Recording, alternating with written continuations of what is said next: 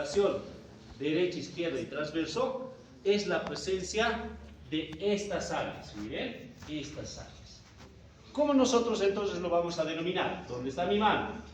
Lóbulo derecho, lóbulo izquierdo. El que es posterior y que tiene estos límites de los longitudinal derecho, izquierdo y el transverso, vale decir esto, que tiene proximidad con la vena cava inferior, se denominará lóbulo caudado. Y luego tenemos el sentido anterior, relacionado a la vesícula biliar o a la fosa cística, si quieren, el lóbulo cuadrado. Entonces, lóbulo derecho, lóbulo cuadrado, lóbulo izquierdo, lóbulo caudado. Fácil. También aprovechar en esta imagen que los surcos longitudinal derecho y longitudinal izquierdo se relacionan con estructuras anatómicas. Esas estructuras anatómicas yo lo voy a describir desde un punto de vista anterior y desde un punto de vista posterior. Entonces, surco longitudinal derecho en el segmento anterior tiene relación con la fosa cística. Y la fosa cística estará ocupada por la vesícula biliar. Fácil. En sentido posterior, ¿con quién se está relacionando? Con la vena cava inferior. En el longitudinal izquierdo, las relaciones que conllevará será este ligamento. Miren, aquí existe un ligamento, aquí también otro ligamento. Este ligamento en sentido anterior se denominará surco del ligamento redondo. El surco del ligamento redondo. ¿Ya? Surco del ligamento redondo. En sentido posterior, también denominado surco arterioso, ¿no? Que viene a ser una obliteración en el sentido del componente funcional venoso que tiene en ese sentido. No, ya. Entonces, para entender ese escenario, para no olvidarnos, ¿no? Vamos a recordar esta imagen. Esta imagen. ¿Qué cara sería esto del hígado? Anterior. Entonces, si tenemos la cara anterior, tenemos que dividirlo en dos lóbulos, ¿no? Miren que la estructura anatómica que lo está dividiendo es un ligamento.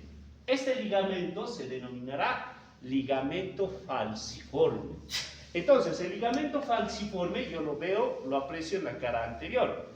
Vale decir, lóbulo derecho, lóbulo izquierdo, por el medio lo voy a dividir, este segmento.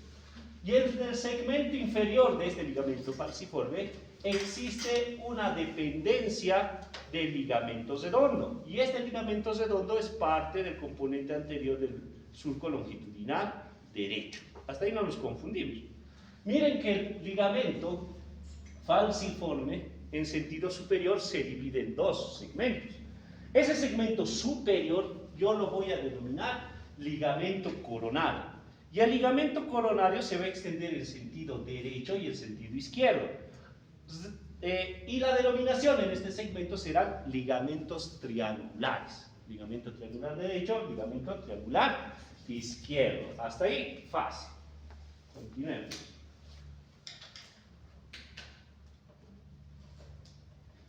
Ahí podemos ver con mayor detalle. Me olvidaba, donde existen estrellitas son las preguntas, ¿no? Las respuestas a las preguntas. A ver, léamelo alguien en la diapositiva. Nadie. Pase. Buen día, buen día.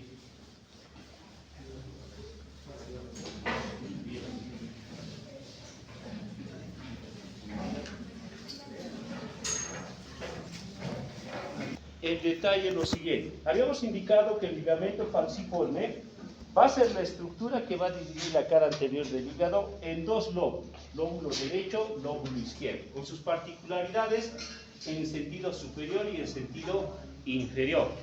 Cuando hablamos de la particularidad del sentido superior, nosotros hablamos de la extensión de este ligamento, al cual nosotros denominaremos ligamento coronario. Este ligamento coronario se va a extender en sentido lateral derecho e izquierdo, recibiendo en sus extremos la denominación de ligamentos triangulares, triangular derecho, triangular izquierdo. Algo muy particular de este ligamento coronario será pues a nivel del segmento del borde superior posterior. ¿Qué quiere decir eso? Que la extensión del ligamento coronario en este segmento no va a estar presente, por lo cual se va a delimitar una área que se denomina área desnuda del hígado, ¿ya?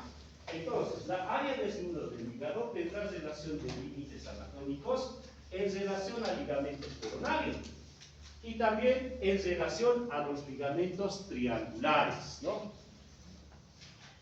Por eso, también otras de las denominaciones del hígado es que es un órgano mesoperitoneal, porque no va a tener una extensión completa en relación al peritoneo, ya que existe esa área que nosotros hemos denominado área desnuda del hígado.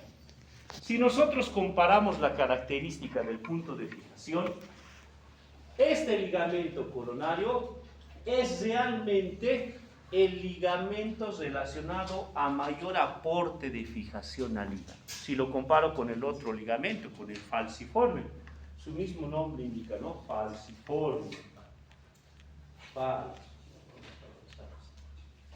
Y aquí podemos ver el segmento de esta área, ¿no? Esto es una visión inferior, posterior, en la cual podemos ver la área desnuda del hígado, ¿no? Delimitado por los segmentos que ya hemos indicado, ligamentos triangulares y el ligamento coronario. La vascularización. Esto es fácil, ¿no? Ustedes ya lo saben, que vamos a tener condiciones anatómicas de suicidación y condiciones funcionales a nivel del componente. Un detalle muy interesante del hígado, lo hemos indicado en los pacientes que consumen bebidas alcohólicas, ¿no? Interesante. También indicar que nosotros cuando damos un tratamiento a un paciente, todo el mecanismo que conlleva la absorción, la distribución, la metabolización, la excreción del medicamento, tiene la participación de esta estructura anatómica, vale decir, la metabolización a nivel hepático, ¿no? Entonces es un órgano muy interesante. Por lo cual nosotros hablamos de circulaciones. Estas circulaciones que conllevarán el aporte del 25 a 30% a nivel de un organismo.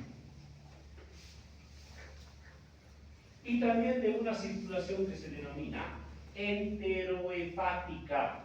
Entonces, cuando ustedes estén llevando farmacología, van a hablar acerca de esta circulación enterohepática, ¿no? Que es muy interesante. Ahí podemos ver la imagen en relación al componente tanto venoso y arterial. Si son perspicaces, pueden ver en la imagen, a nivel del componente venoso, tres estructuras, ¿no? Tres venas, a las cuales nosotros denominaremos venas suprahepáticas. Y estas suprahepáticas tienen relación entre el componente de desembocar a nivel de la cava inferior. No confundir, ¿no? Que a veces pasa. La vena cava inferior no ingresa al hígado, solo se relaciona en sentido posterior. Por eso hemos dicho que el surco longitudinal lateral derecho o derecho, en el segmento posterior está el surco de la vena cava inferior. No ingresa, cuidado que piensen que está ingresando, no ingresa, pero sí se relacionan con esas venas hepáticas supra de este segmento. Luego tenemos la vena porta hepática, eso es para que estudien. Ahora, cuando nosotros tenemos el componente de la circulación enterohepática, para tener una idea, ¿no? Para tener una idea, esta imagen nos ayuda. Si nosotros tomamos un medicamento, ese medicamento tiene que pasar por todo el componente del sistema digestivo y vemos que va a atravesar las asas intestinales. Como tal, estas asas intestinales a través del componente de irrigación se relacionan con él. Por eso se habla de esa circulación enterohepática, ¿ya? En este componente enterohepática, quiere decir que también se va a ver algunas enfermedades, por eso hablábamos de anastomosis en las preguntas, ¿no? Puede haber esas anastomosis, más adelante lo vamos a relacionar. Luego vemos el otro componente de irrigación, una vena cava inferior, ¿no? De color azul. Esta imagen no se tiene que olvidar. Cuando nosotros sabemos que va a existir irrigación que hemos indicado, suprahepática derecha, suprahepática izquierda, intermedia, puedo yo decir que es bien evidente áreas en las cuales va a tener unificación. Vale decir, para que me entiendan esa idea, que el componente va a dar unificación o se relaciona con unificación en el lado derecho, en el lado izquierdo y en la parte central. Por eso la importancia de ese componente de vasos que les he indicado. Cuando nosotros tenemos en cuenta ello, puede ser que esta estructura tenga diferentes enfermedades, porque 70% no da clínica, les decía, ¿no? Muy interesante. Podemos tener un paciente que tenga SEA, cáncer. Entonces se tiene que hacer una resección quirúrgica, se tiene que extraer ese elemento.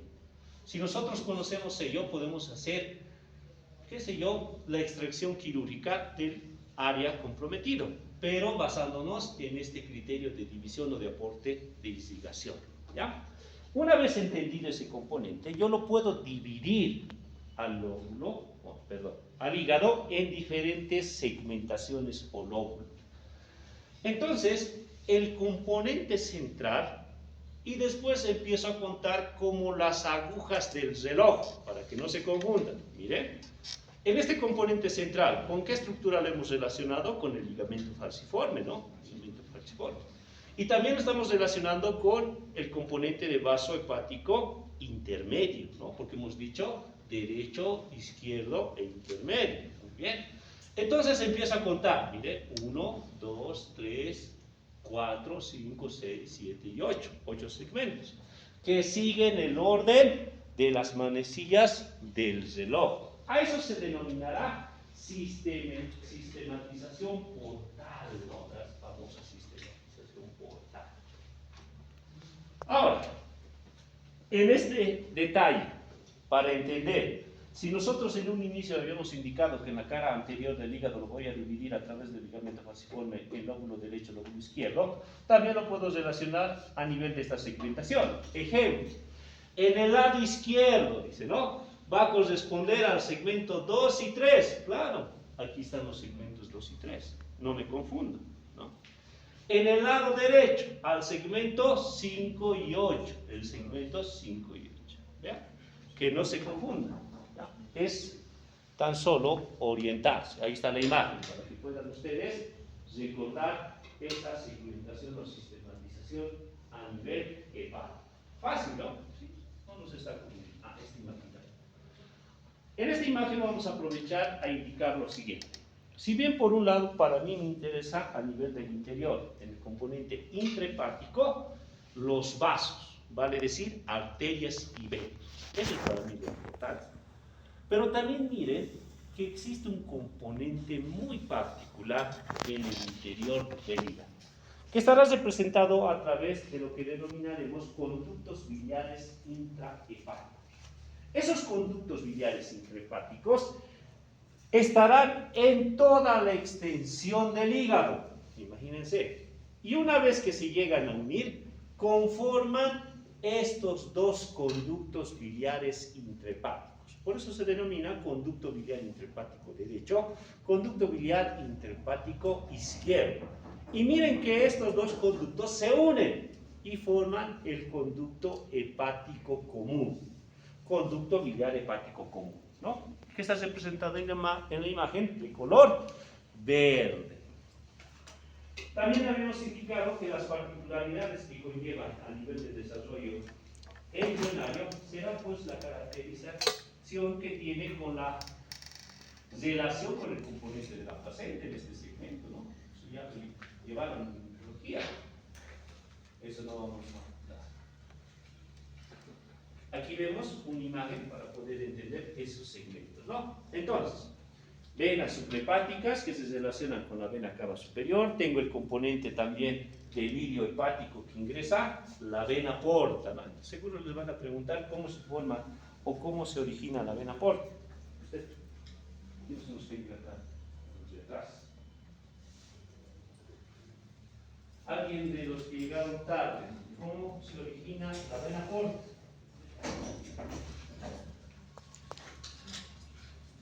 Una hora de paja o cosas. Bueno, eso se los dejo entonces para que profundice, ¿no? cortar. Continuemos. Luego tenemos en este componente del sistema de investigación las anastomosis. Si yo entiendo que vamos a tener una circulación colateral a nivel del hígado, el componente de la participación de diferentes áreas, el componente de relación con diferentes estructuras, pueden existir las siguientes relaciones de anastomosis, ¿no? Léanmelo, ¿qué dice la diapositiva? Fuerte y claro. Circulación colateral hepática, anastomosis portocal, paraumbilical, rectal, esofágica, retroperitoneal. Muy bien. Entonces, si uno entiende, ¿no? Y hemos indicado, el 30 al 25% de toda la sangre del componente de irrigación lo maneja el hígado. Si nosotros tenemos patologías que involucran la alteración de este componente de aporte sanguíneo, pueden comprometer estos segmentos. Un ejemplo patológico: si yo tengo aumento de la presión porta, ¿no? Es decir, la presión del aporte sanguíneo en este componente está elevado, puede alterar estas estructuras. Ejemplo, varices esofágicas. Las varices esofágicas tienen relación con el componente de el consumo de alcohol. Por eso algunos pacientes que van a tener como antecedente de consumir, qué sé yo, por años bebidas alcohólicas, siempre les van a decir, pues nomás he empezado a vomitar sangre, así les van a decir. No es que esté enfermo del componente de instigación, sino es porque se produce algo que se denomina varices esofágicas y que están relacionados a la hipertensión portal, ¿no? Entonces, eso es lo que lo manifiesta. Ahí podemos ver en la imagen esquemática el entender de ese detalle de circulación enteropática. Se relacionan con diferentes estructuras. ¿Qué estructuras ustedes pueden ver ahí? A nivel gástrico, ¿qué más? Vasos, muy bien. Rectales, muy bien. Entonces, cuando son los pacientes que tienen también ese antecedente de consumo de bebidas alcohólicas donde existe una hipertensión portal, o tendrán pues relación con hemorroides, ¿ven? Porque existe un compromiso, el imagen no se tiene que olvidar. Es continente. Hay también otra imagen para entender. Aquí ya podemos ver el componente de relación con el detalle determinante del sistema digestivo, ¿no? Nivel rectal. Los ganglios, representados por grupos, ¿no? Importante en la relación del componente de la linfa. A ver, usted, el que no tiene guardapolvo de atrás. ¿Qué es la linfa? Porque bien fácil hablarlo, ¿no? Grupos linfáticos. ¿Qué es la linfa? Es un líquido. Muy bien, es un líquido. ¿Qué más? Transparente. ¿Qué es la linfa? La L lleva un segmento, a ver. Plasma, dice que es la linfa. ¿Qué es la linfa, doctores? Miren, ya van a acabar el año y estudiantes de anatomía no saben qué es linfa.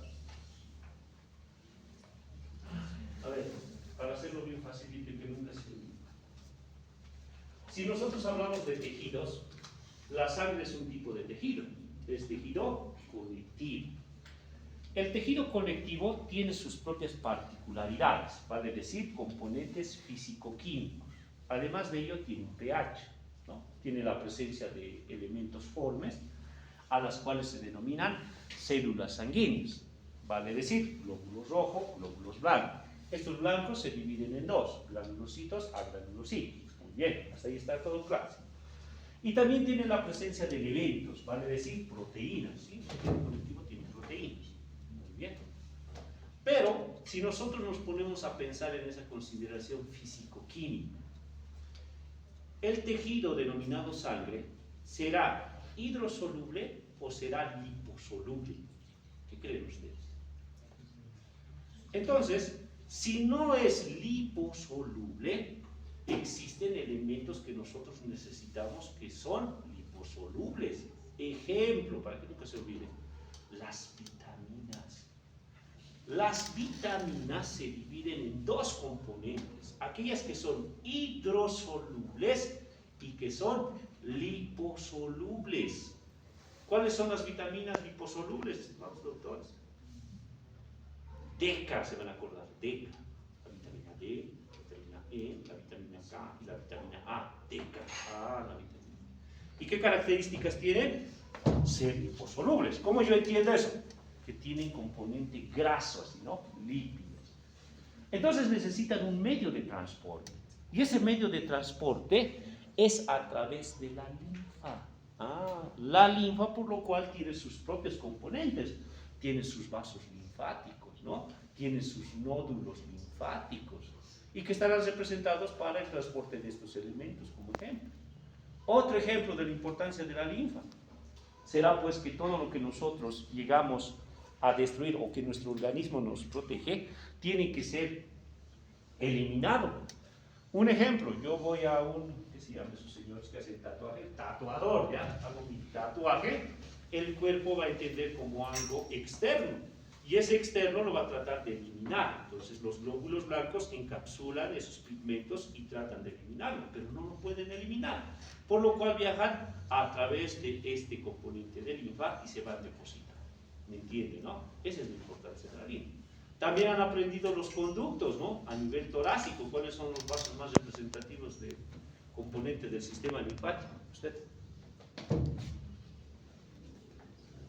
El conducto torácico. Muy bien, el conducto torácico, ¿no? Vean que las características de todas las estructuras que ustedes ya han llevado tienen que ahora integrarlas, ¿no? Yo bien decía, y siempre les repito a todos mis estudiantes, es imposible de que un médico trabaje siendo anatomista. No, solo se necesita tener la noción básica de la anatomía y relacionarlo con las otras disciplinas o áreas. Si no, ¿dónde van a trabajar doctores? ¿Dónde? ¿Existirán instituciones de anatomía? No. ¿Será pues algunas áreas que se relacionan en la anatomía? Sí, pero no pues en el componente del 100%. ¿Me entienden, no? Esa es la realidad. Eso yo les puedo decir incluso que hemos trabajado 14 años en el sistema. Yo no les pregunto a los nuevos profesionales cuando vienen al centro o cuando vienen al componente de sus cargos, a ver, descríbame el ligamento del isfrac. No. Sí es parte de nuestra formación, eso es cierto, pero se tiene que integrar las demás materias, ¿ya? Eso no se van a olvidar. Continuemos. Inervación. Representado por plexos, ¿no ven? ¿Qué plexos? Plexos anterior, posterior. ¿Y cómo se forman estos plexos? A través del componente del décimo par craneal. ¿Cuál es el décimo par? El vago, ¿no ven? Ahora, cuando nosotros entendemos incluso la sistematización nerviosa, es fácil indicar qué aspectos nerviosos va a tener este nervio vago. Si bien recuerdan, el sistema nervioso se divide en sistema nervioso desde el punto de vista anatómico y funcional. Si es anatómico, lo divide el sistema nervioso central y el sistema nervioso periférico. Si es a nivel funcional, lo divide el sistema simpático, parasimpático y vegetativo y autónomo. ¿Ven? Ahora les pregunto, ¿qué estructuras anatómicas están en el componente del sistema nervioso simpático?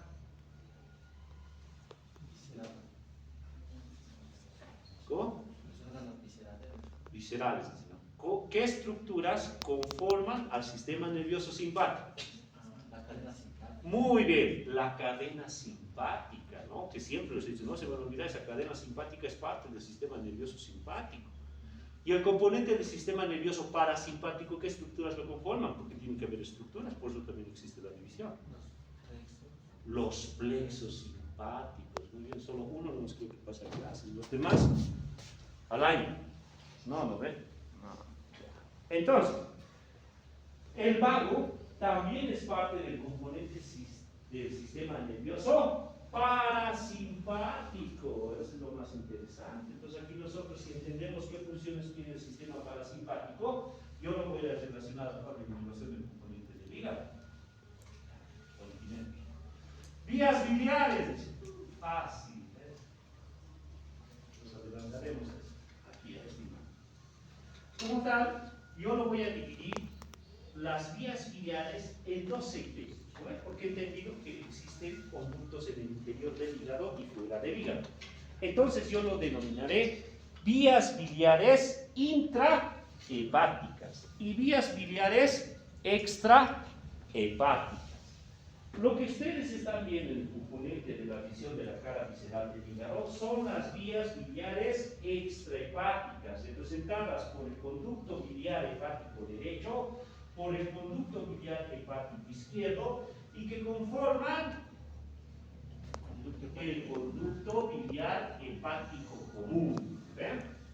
En simples palabras, la bilis se produce en el hígado. No se produce en la vesícula biliar, que todos entendíamos o pensábamos así, ¿no? La población piensa, mi bilis se está produciendo, mi vesícula, dice, no, así habla, ¿no? Pero no es así. Ahora, también en este componente de importancia anatomo-funcional, que es el criterio de la actualización, ¿qué función cumple la bilis? Muy bien. Tiene relación en relación a las grasas. ¿Lo ve? Emulsión se llama, ¿no? No son emulsiones que se estabilizan. Si nosotros, para que me entiendan fácil este detalle, que es bien importante, ¿no? Si yo como muchas grasas, ¿no? Quiere decir que mi vesícula se estimula, empieza a contraerse. No empieza a producir bilis, porque la bilis ya está producida, ¿no? La bilis se produce y se almacena en esta región. Pero yo estimulo cuando como comida copiosa, se llama, ¿no? Copiosa. El detalle del boliviano es que nosotros somos pues de la costumbre de comer cosas grasosas. Nuestra costumbre incluso es bebidas alcohólicas, ¿no ven? Tenemos muchas fiestas, Gran Poder, Semana de Medicina, la entrada universitaria que está cerca. Entonces, sí es nuestra costumbre, arraigada a nuestras raíces, identificación cultural, de respeto. Pero también es un riesgo. ¿Saben por qué? Porque resulta que el estudiante de medicina se va de parranda desde el día viernes, bebidas alcohólicas, sábado, bebidas alcohólicas, domingo, bebidas alcohólicas, lunes, está ahí con su tembleque, después, ¿no? Con sus perseguidoras. ¿Qué es lo que hace como costumbre? Ir a comer su fricasé, ¿sí o no? Algo copioso. Entonces ese es un riesgo para una patología, ¿ya? Que más adelante subir tocando. Pero el escenario es eso para que nos veamos. Ahora, si bien yo entiendo que tenemos vías extrahepáticas, estas vías extrahepáticas van a estar representadas por estos segmentos, ya sean desde el punto de vista vía biliar extrahepática principal o accesoria, ¿ya? Tenemos los conductos biliares hepáticos, derecho-izquierdo, el común, y miren cómo se comunican en este segmento con el conducto cístico. Y el conducto cístico se relaciona con el componente de la vesícula biliar. Una vez que se tiene el conducto cístico con el conducto hepático común, conforman este conducto extenso que se denomina conducto colédoco. Y el conducto colédoco, miren que tiene una relación de desembocadura a nivel de la segunda porción del duodeno, cercano al orificio de desembocadura de otra estructura. ¿Qué estructura es esta de color amarilla? El páncreas. ¿Ya? Esa es la importancia en el ejemplo que les daba. Puede ser que este paciente, imaginen, tiene piedritas en la vesícula, litos. Estos litos pueden ser de diferente tamaño. De este tamaño es igual que me entiendan, ¿no? Vamos a hacer bien explícitos y ejemplícitos. O de este tamaño. Si son muy pequeñitos, cuando se contrae, ¿pueden o no pueden pasar este conducto cístico? Pueden. Atraviesan el conducto cístico, pueden atravesar el conducto colédoco y se pueden enclavar en este segmento. Si se produce el enclavamiento, yo lo voy a interpretar como un compromiso funcional del páncreas. Entonces, esos pacientes con esos riesgos pueden desarrollar una enfermedad que se denomina pancreatitis aguda. ¿Ya? Otra de las consideraciones, aprovechando esta imagen, ¿no? El páncreas, ¿qué tipo de estructura anatómica es retroperitoneal. Como es retroperitoneal, es difícil la apreciación clínica. Hoy en día hablan, ¿no?, los profesionales, los colegas, tienes que basarte en la clínica. Dice, no, sí, siempre han hablado desde mi formación de años. Pero ustedes son pues del mundo tecnológico. Somos del mundo tecnológico.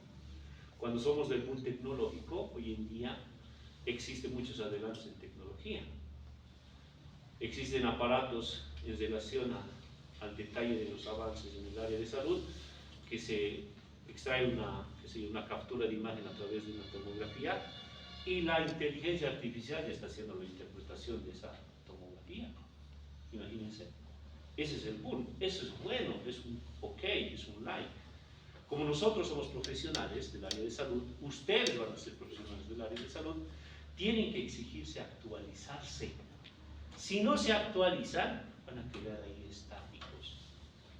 Y esto no se olvide. En el área de la sociedad de Bolivia, nosotros somos parte. Entonces, este conducto colédoco que hace la representación entre el conducto cístico y el conducto hepático común, tiene porciones anatómicas, ¿no?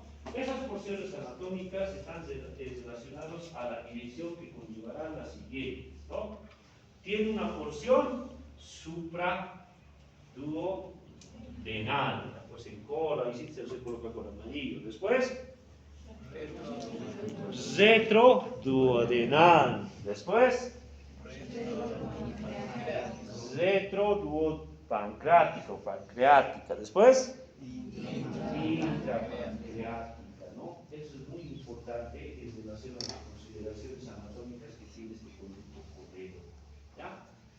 Miren que a nosotros nos interesa ese escenario, porque si nosotros entendemos el detalle de que el páncreas es un órgano retroperitoneal, al igual que uno de los segmentos del duodeno, al igual que el vaso, al igual que los riñones, quiere decir que yo, por más de que sea el mejor clínico, no puedo tener la evidencia de estas estructuras. Entonces voy a contar una experiencia personal, ¿ya? Si bien nosotros en la formación que tenemos en la universidad, en el componente de experiencia les decimos, no tienen que olvidarse que existen estructuras retroperitoneales, el personal que va a trabajar en diferentes lugares se olvida. ¿Qué es lo que ha pasado? Resulta que uno de mis familiares, un amigo de años, que era mi compadre, está caminando y se desmaya por el dolor. Dice, ay, me duele mi cintura, y se desmayó. Lo llevaron al establecimiento de salud, a una clínica. El componente de turno, de recursos humanos, lo valora y le hace un tratamiento en base a la henocrisis y hasta ahí. Hace sus valoraciones a nivel de palpación, auscultación, capital abdominal o región abdominal, y nada más. Y no habían pedido ninguno de esos elementos de apoyo de exámenes de gabinete. Esos datos me llevan a mí, me indica su esposa que está muy mal, que ha empezado a terapia intensiva, que está los días en esta clínica. Yo empiezo a llamar al director del lugar, ¿no? Y me pregunto qué es lo que ha pasado, y me dice, no, doctor, disculpar, no sabíamos que era su familiar, tiene diagnóstico de pancreatitis aguda. Después de 2 días, imagínense.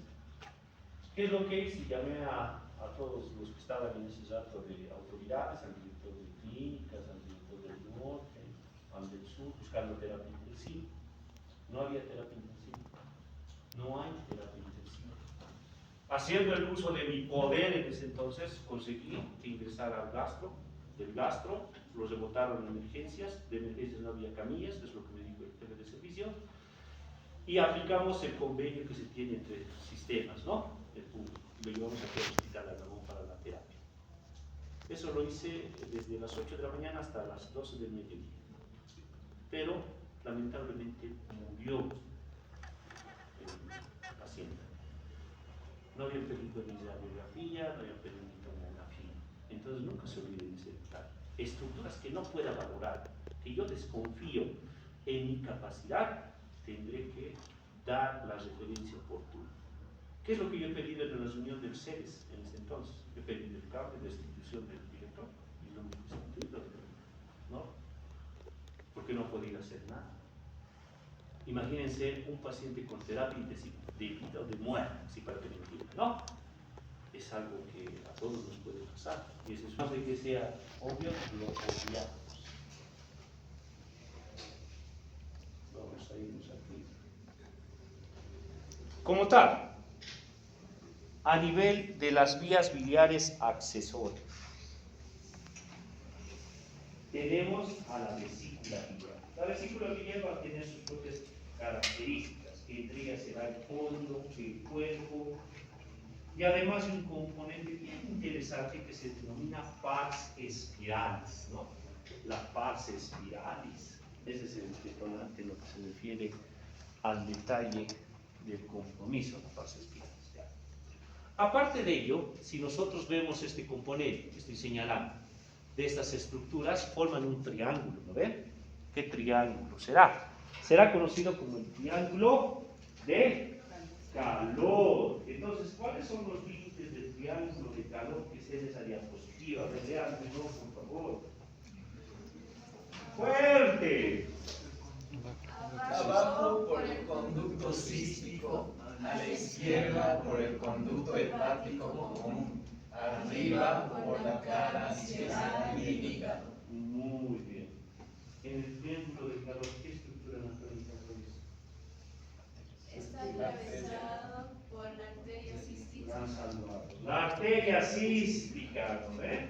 Por eso es importante saber esa relación de este triángulo denominado calor, porque va a estar como contenido o como una estructura que lo atraviesa la arteria cística. ¿Y por qué se le llamarán estructuras biliares accesorias? Quiere decir que si nosotros hacemos extracción quirúrgica de esta, toda la función que conllevará a el componente biliar va a estar normal. A eso se refiere, ¿no? Por eso se hacen diferentes procedimientos. Vascularización de este segmento biliar. Lo más importante y puntual. ¿Cómo se origina entonces la arteria cística? ¿De dónde procede? Ahí dice. ¿De dónde procede? Eso, de la arteria hepática derecha. Eso sí que se van a preguntar, ¿no? Arteria hepática derecha. Si no, le voy a preguntar. Linfáticos, grupos, análisis clínico. Ya. Si en el inicio de la clase hemos indicado que el hígado es un órgano tóraco-abdominal, también habíamos indicado que es una estructura mesoperitoneal. ¿Ven? Esos palomitas no hay que olvidarse, esas descripciones. Entonces quiere decir que si nosotros estamos en condición sana, un paciente sano, yo no tengo que palpar el hígado, porque el hígado se encuentra a nivel del componente superior de la parrilla costal, por eso se llama tóraco abdominal. Entonces todos toquense su hígado, no tienen que tocarse. ¿Cuándo se logra tocar el borde inferior del hígado? Cuando existe una condición patológica. O cuando nosotros hacemos, bajo una instrucción al paciente, una inspiración forzada. Es decir, meta aire. Mete aire, se llama una maniobra de Valsalva, ¿no? Inspiración forzada. ¿Qué es lo que hemos producido con la maniobra de Valsalva? Que exista un descenso del músculo diafragma, ¿no ven? Por la expansión intratorácica. Este descenso del músculo diafragma hace posible que yo recién pueda valorar a nivel de los cuadrantes, hipocondrio derecho, epigastrio, el borde inferior del hígado. Esa es la condición normal. Pero en condición patológica estarán relacionados a la hepatomegalia. Y la hepatomegalia va a ser por aumento del tamaño del hígado.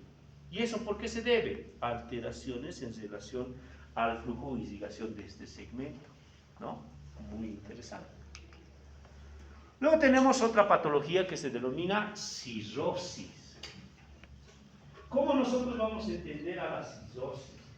Si ven en el componente histológico del hígado, existirán las células denominadas hepatocitos, ¿no? Globulillos, eso también ya lo han llevado.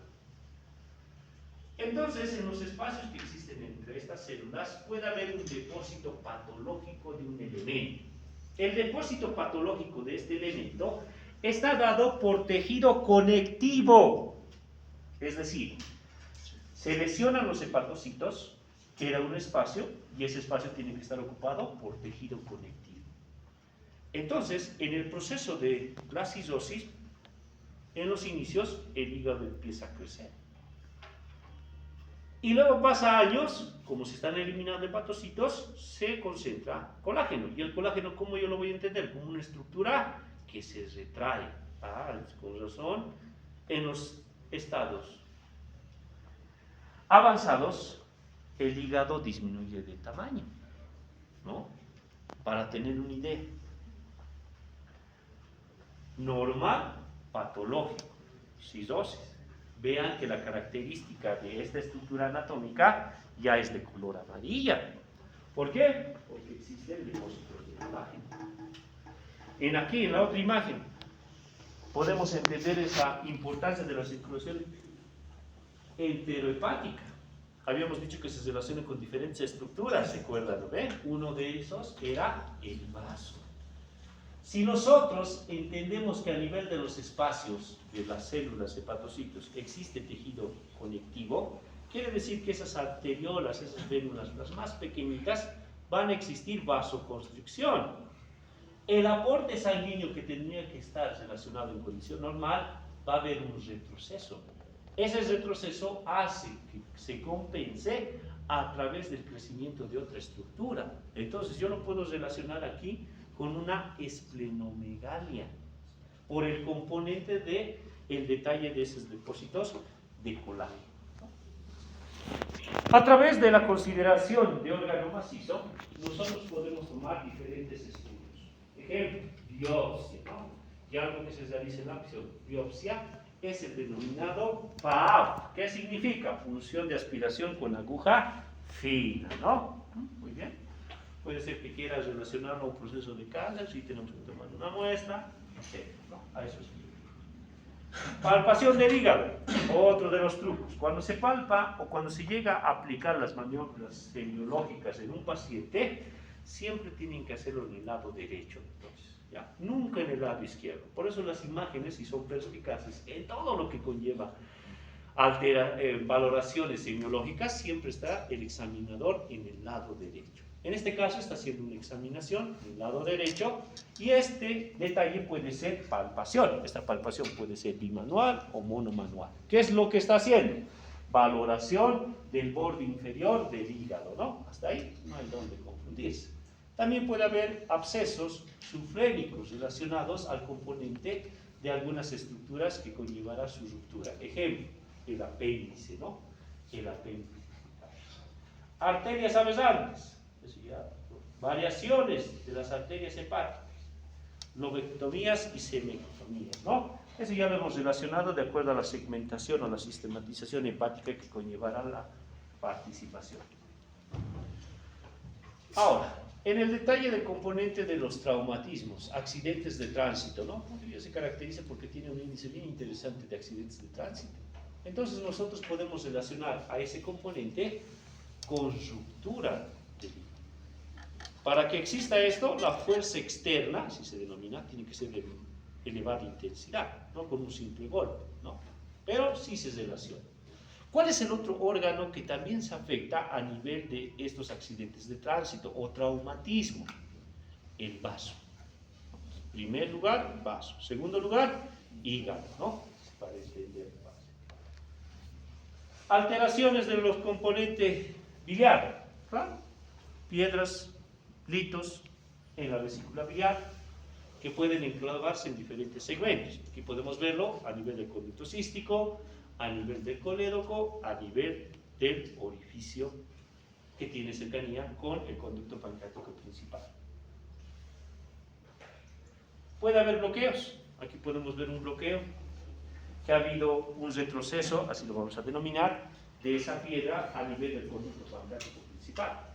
Si existe ese detalle de obstrucción en la vía pancreática principal, esta glándula se deteriora, ¿no? ¿Qué funciones tiene el páncreas? Tiene dos funciones, endocrina y exócrina. La endocrina está relacionada a hormonas, ¿no? ¿Qué hormona es importante aquí?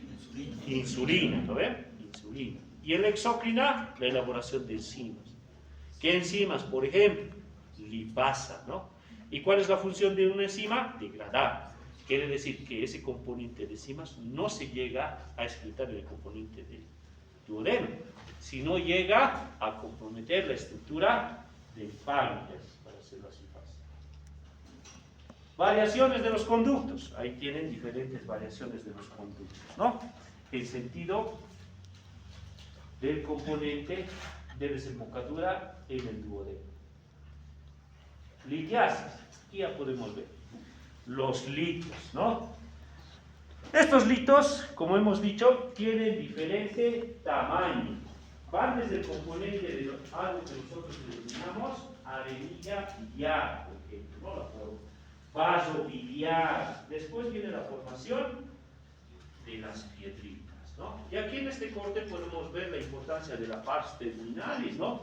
Que a nivel fisiopatológico es bien interesante esa pars terminalis. ¿Qué es la pars terminalis, doctor? Este detalle del conducto que tiene la forma de una espiral, ¿ya? Esto es bien interesante. Incluso está relacionado a algunos medicamentos. A ver, eso se los motivo para que estudien. Y la relación del procedimiento en estos pacientes que tienen esta patología biliar en la vesícula. Se puede realizar un procedimiento que se denomina colecistectomía. Esa colecistectomía puede ser de dos tipos de procedimiento. Uno que se denomina tradicional y la otra que se denomina a cielo abierto. Esta última también se la relaciona como laparoscópica, ¿lo ve? La laparoscópica.